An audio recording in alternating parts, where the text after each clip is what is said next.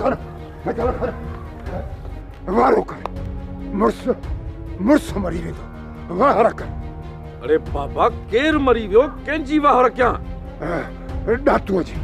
छा डातूअ खे जल्दी ॿुधाए। कहिड़ी ॻाल्हि ॿुधाए सूबेदार मारे मारे असली अधमो करे छॾियो अथसि। मैं त मास्टर शफर जी निकती आ पोइ सूबेदार डातूअ खे छो ॿधो आहे? सूबेदार जो मथो ख़राब आहे छा? चोरन बजाए वते तो भाग्यन के बता दो। बाबा वधीक मूंखे का ख़बर कान्हे पर मूं पंहिंजे गुनाहगार अखियुनि सां ॾिठो। सूबेदार अहिड़ो तपे मारियईंसि जो डातू बाबा मुश्किल पई।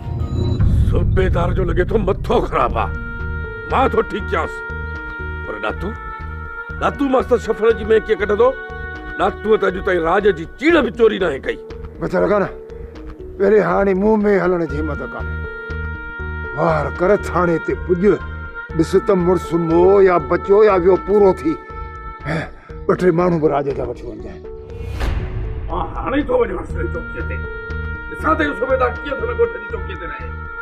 आहे को मुल्क में राणो राणी या ईअं हूंदा या मुंहिंजा मालिक मिठा इन डातूअ जे सिर जी पार आहे चोर पर आहे मुस्लमान। अहिड़ा अरड़ा पुट मार कॾहिं कॾहिं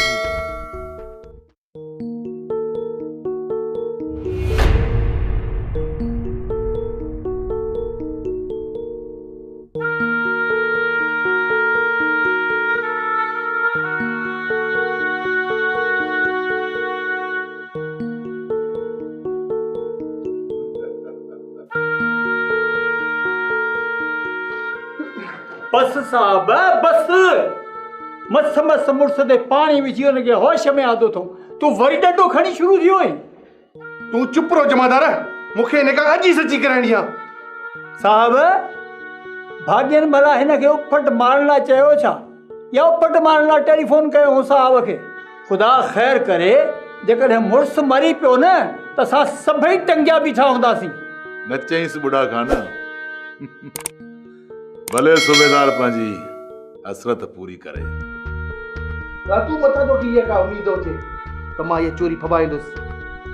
भलो हिन में अथई त सची कर त मेयूं किथे आहिनि।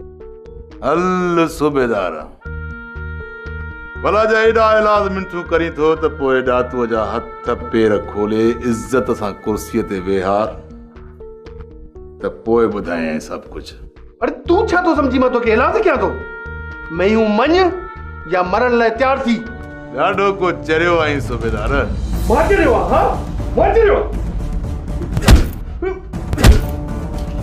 बस साहब बस मां तोखे मुड़स मारण कोन ॾींदुसि।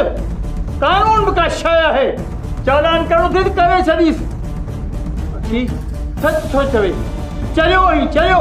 जमादार हाणे तू मूंखे कानून सेखारींदे? साहब इन फूल ऐं फीत जे फ़र्क़ सां तव्हां खां 17 साल सीनियर आहियां। तव्हांखे त FIR दाख़िल करण कोन ईंदी आहे।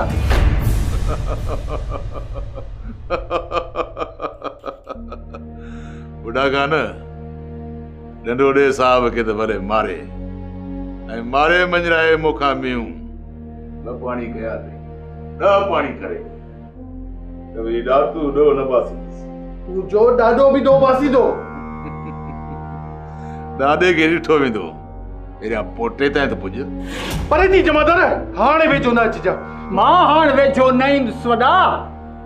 तोखे जीअं खपे तीअं मारीस उफट मारे छॾीस तोखे खून माफ़ आहे। ॿुधाए दातू ॿुधाए न त मारे मञाईंदो पए।